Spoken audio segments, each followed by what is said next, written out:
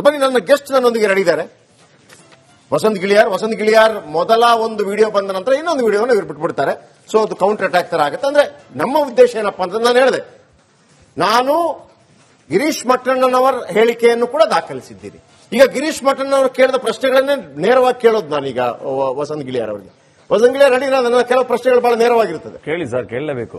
ಯಾರೆಲ್ಲ I ವಿಟ್ನೆಸ್ಗಳಿದ್ದಾರೋ, number 1, ಯಾರೆಲ್ಲ I ವಿಟ್ನೆಸ್ಗಳಿದ್ದಾರೋ ಅವರದೆಲ್ಲ ಕೊಲೆ ಆಗತ್ತಂತೆ. ಇದು ಒಂದು ಕೊಲೆ ವ್ಯವಸ್ಥಿತ ಅಂತ ಒಂದು ಆರೋಪ. ಎರಡನೇದು ಬಹಳ ಮುಖ್ಯವಾಗಿ ಮಾಡ್ತಾ ಇರುವಂತಹ ಆರೋಪ, ಅಲ್ಲಿ ಪ್ರಕೃತಿ ಚಿಕಿತ್ಸಾಲಯದ ಮುಂದೆ ಒಂದು ಸಿಸಿಟಿವಿ ಇತ್ತು, ಆ ಸಿಸಿಟಿವಿಯನ್ನೇ ನಾಶ ಮಾಡಿದ್ದಾರೆ. ಒಂದು ವೇಳೆ ಆ ಸಿಸಿಟಿವಿ ಇದ್ದಿದ್ರೆ ಆ ಹೆಣ್ಣುಮಗಳನ್ನ ಯಾರು ಹೊತ್ಕೊಂಡು ಹೋಗ್ತಾ ಇದ್ರು ಮಾಹಿತಿ ಬರ್ತಾ ಇತ್ತು. ಸಂತೋಷ್ ರಾವ್ ಅದರಲ್ಲಿ ಇರಲಿಲ್ಲ, ಹಾಗಾಗಿ ಅದನ್ನು ನಾಶ ಮಾಡಿದ್ದಾರೆ ಅನ್ನುವಂತ ಆರೋಪಗಳು. ಈ ಆರೋಪಗಳಿಗೆ ಉತ್ತರ ಏನು ಸರ್? ಪ್ರಕೃತಿ ಚಿಕಿತ್ಸಾ ಕೇಂದ್ರದಲ್ಲಿ ಆ ಸಂದರ್ಭದಲ್ಲಿ ಸಿಸಿಟಿವಿ ಕ್ಯಾಮೆರಾ ಇರಲೇ ಇಲ್ಲ ಅನ್ನೋದಕ್ಕೆ ನಮ್ಮ ಹತ್ರ ದಾಖಲೆ ಇದೆ. ಯಾಕಂದ್ರೆ 2014ನೇ ಇಸ್ವಿ ಡಿಸೆಂಬರ್ 11ನೇ ತಾರೀಕಿಗೆ ಸಿಸಿಟಿವಿ ಕ್ಯಾಮೆರಾವನ್ನ ಅಲ್ಲಿ ಅಳವಡಿಸಿರುವಂತದ್ದು. ಧರ್ಮಸ್ಥಳದ ದೇವಸ್ಥಾನದಲ್ಲಿ ಮತ್ತು ನೇತ್ರಾವತಿ ಸ್ನಾನಘಟ್ಟದಲ್ಲಿ ಆ ಸಂದರ್ಭದಲ್ಲಿ ಸಿಸಿಟಿವಿ ಕ್ಯಾಮೆರಾಗಳು ಇತ್ತು. ಅದನ್ನ ಆ ಕಾಲದಲ್ಲಿ ಹೇಳಿಕೆ ಕೊಟ್ಟಿರುವಂತಹ ಅಭಿಷೇಕ್ ಗೋಯಲ್ ಎಸ್ಪಿ ಅವರು ಸ್ಟೇಟ್ಮೆಂಟ್ ಅನ್ನು ಹೇಳಿದ್ದಾರೆ. ಪ್ರಕೃತಿ ಚಿಕಿತ್ಸಾ ಕೇಂದ್ರದಲ್ಲಿ ಅದರಲ್ಲಿ ಬಂದದ್ದು ಕೂಡ ಅಷ್ಟೇ. ಯಾರು ಬಾಕಿದವರು ಲೋಕೇಶ್ ಹೇಳಿದ್ರೆ ಎಲ್ಲೋ ಗೊತ್ತಿಲ್ಲ, ಬಟ್ ಎಸ್ಪಿ ಅವರು ಹೇಳಿದ್ರು ಅಲ್ಲಿ ಇತ್ತು, ಏನು ಸಿಸಿಟಿವಿ ಇತ್ತು ಅಂತ ಹೇಳಿ. ಎಸ್ಪಿ ಅವರು ನೇತ್ರಾವತಿ ಸ್ನಾನಘಟ್ಟದಲ್ಲಿತ್ತು, ಧರ್ಮಸ್ಥಳದಲ್ಲಿತ್ತು. ಆದರೆ ಪ್ರಕೃತಿ ಚಿಕಿತ್ಸಾ ಕೇಂದ್ರಕ್ಕೆ ಹಾಕುವುದು 2014ಕ್ಕೆ ಅದರ ಬಿಲ್ಗಳು ಸಿಕ್ಕಿವೆ. ಅದನ್ನ ಅಳವಡಿಸಿದಂತ ಏನು ಆ ಎಲೆಕ್ಟ್ರಿಷಿಯನ್ ನಾನು ಮಾತಾಡಿಸಿದ್ದೀನಿ, ಅನಿಲ್ ಅಂತೇಳಿ ಆ ಕಂಪನಿಯ ಮಾಲೀಕನು ನಾನು ಮಾತಾಡಿಸಿದ್ದೀನಿ. ಉಡುಪಿ ಅಶೋಕ ಆಟೋಮೇಷನ್ ಅಂತೇಳಿ ಒಂದು ಕಂಪನಿ ಅವರು ಅದನ್ನು ಅಳವಡಿಸಿರುವಂತದ್ದು. ಅದೆಲ್ಲವನ್ನ ನಾವು ಕನ್ಫರ್ಮ್ ಮಾಡ್ಕೊಂಡಿದ್ವಿ. 100% ಅಲ್ಲಿ ಇರಲಿಲ್ಲ. ಓಕೆ. ಎರಡನೇದು ಎಲ್ಲರದು ಕೊಲೆ ಆಗ್ತಾ ಇದೆ ಅಂತ ಸರ್. ಕೊಲೆ ರವಿ ಪೂಜಾರಿ ಒಂದು ಹೆಣ್ಣು ಮಗಳು ಯಾರು ವಾರಿಜಾಕ್ಷಿ ಏನೋ ಒಂದು ಸತ್ರು, ವಾರಿಜಾ ಆಚಾರ್ತಿ ಅಂತ ಹೇಳಿ ಅದೊಂದು ಕಟ್ಟುಕತೆ ಅಂತ ಹೇಳಿ ನಾವು ಈಗಾಗಲೇ ನಿರೂಪಿಸಿದ್ವಿ. ಏನಾಗತ್ತೆ ಅಂತ ಹೇಳಿದ್ರೆ, ಧೀರಜ್ ಕೆಲ್ಲಾ ಅವರ ಮನೆಯಲ್ಲಿ ಬಟ್ಟೆ ತೊಳೆಯುವಂತ ಕೆಲಸ ಮಾಡ್ತಾ ಇದ್ರು ವಾರಿಜಾ ಪೂಜಾರ್ತಿ ಅಂತ ಮೊದಲು ಹೇಳಿದ್ರು. ನಾವು ಅದನ್ನು ಸರ್ಚ್ ಮಾಡ್ತಾ ಹೋದಾಗ ಧೀರಜ್ ಕೆಲ್ಲಾ ಅವರ ಮನೆ ಇರುವಂತದ್ದು, ಮೂಲ ಮನೆ ಇರುವಂತದ್ದು ಪಿಲ್ಯ ಅಲ್ಲಿಂದ 15-20 ಕಿಲೋಮೀಟರ್ ದೂರ ಇರುವಂತದ್ದು. ಅಲ್ಲಿ ವಾರಿಜಾ ಪೂಜಾರ್ತಿ ಅಂತ ಯಾರು ಇರಲಿಲ್ಲ, ವಾರಿಜಾ ಆಚಾರ್ತಿ ಅಂತೇಳಿ ಅವರ ಮನೆಯಿಂದ 150 ಮೀಟರ್ ದೂರದಲ್ಲಿ ಒಂದು ಕುಟುಂಬ ಇತ್ತು. ಅವರು ಇವ್ರ ಮನೆಗೆ ಬರ್ತಿರುವಂತದ್ದು ಬಟ್ಟೆ ವಾಶ್ ಮಾಡುವ ಕೆಲಸಕ್ಕಲ್ಲ. ಮತ್ತು 1.5 ವರ್ಷದ ಹಿಂದಿನಿಂದಲೂ ಕೂಡ ಅವರು ಮನೆಗೆ ಅಲ್ಲಿ ಕೆಲಸಕ್ಕೆ ಬರೋದು ನಿಲ್ಲಿಸಿದ್ದಾರೆ. ಮೊದಲು ದಾದಿಯಾಗಿ ಬರ್ತಾ ಇದ್ರು, ಮನೆಯಲ್ಲೆಲ್ಲ ಮದುವೆ ಇನ್ನೊಂದು ಸಮಾರಂಭಕ್ಕೆ ಹೋಗುವಾಗ ಮನೆ ನೋಡ್ಕೊಳ್ಳಕ್ಕಂತ ಬರ್ತಾ ಇದ್ರು. ಆ ಮಕ್ಕಳನ್ನು ಲಾಲನೆ ಪಾಲನೆ ಮಾಡ್ಲಿಕ್ಕೆ ಬರ್ತಾ ಇದ್ರು. ವಾರಿಜಾ ಆಚಾರ್ತಿ ಅವರು 1.5 ವರ್ಷದಿಂದ ಅವರು ಗರ್ಭಕೋಶದ ಒಂದು ಸಮಸ್ಯೆ ಇರುವ ಕಾರಣಕ್ಕೆ 1.5 ವರ್ಷದಿಂದ ಅವ್ರ ಮನೆಗೆ ಹೋಗ್ತಾ ಇಲ್ಲ ಅನ್ನೋದು ಕನ್ಫರ್ಮ್ ಆಗುತ್ತೆ.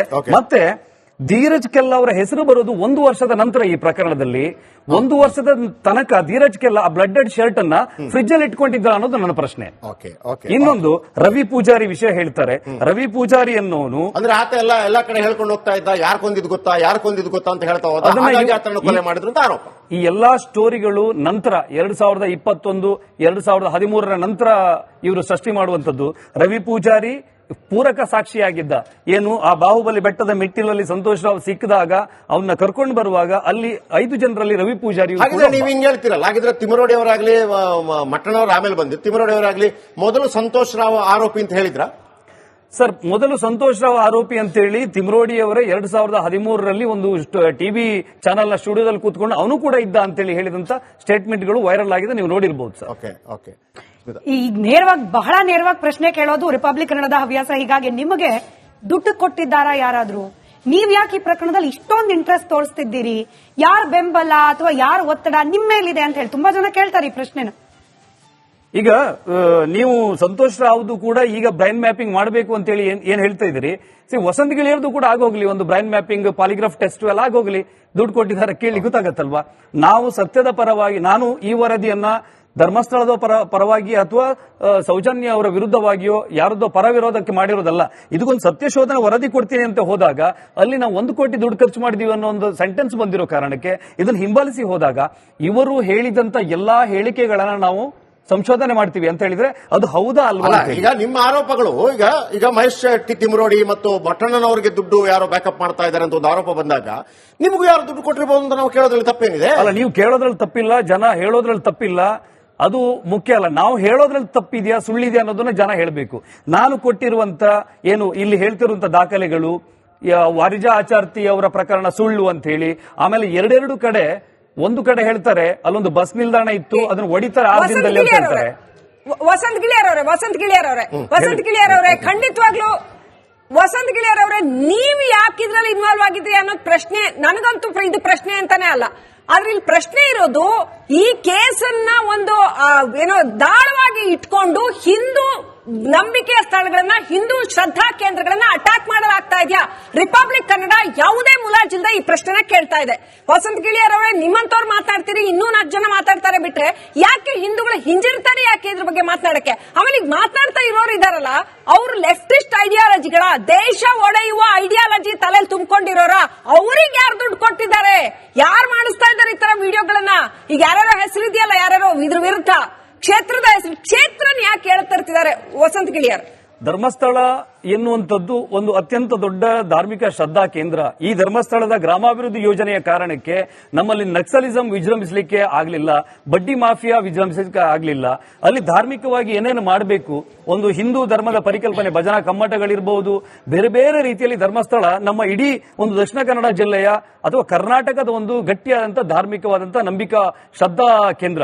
ಇದರ ಮೇಲೆ ದಾಳಿ ಮಾಡಿದ್ರೆ, ನಮ್ಮ ಇಡೀ ಏನು ಧಾರ್ಮಿಕ ಶ್ರದ್ಧೆ ಅಲುಗಾಡಿದ್ರೆ, ಇವರ ಏನು ದುಷ್ಟ ಷಡ್ಯಂತ್ರ ಇರುವುದು ಇಷ್ಟೇ.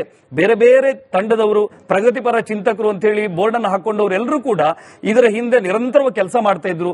ಮೈಸೂರಿನಿಂದ ಒಂದು ಸಂಸ್ಥೆ ಬರುತ್ತೆ, ಅದು ಅಮೆರಿಕದ ಬೇರೆ ಒಂದು ಏನು ಬೇರೆ ಬೇರೆ ದೊಡ್ಡ ದುಷ್ಟಕೂಟದ ಜೊತೆ ಸಂಪರ್ಕವನ್ನ ಇಟ್ಟುಕೊಂಡಿರುವಂತಹ ಸಂಸ್ಥೆ ಇದರಲ್ಲಿ ಕೆಲಸ ಮಾಡುತ್ತೆ.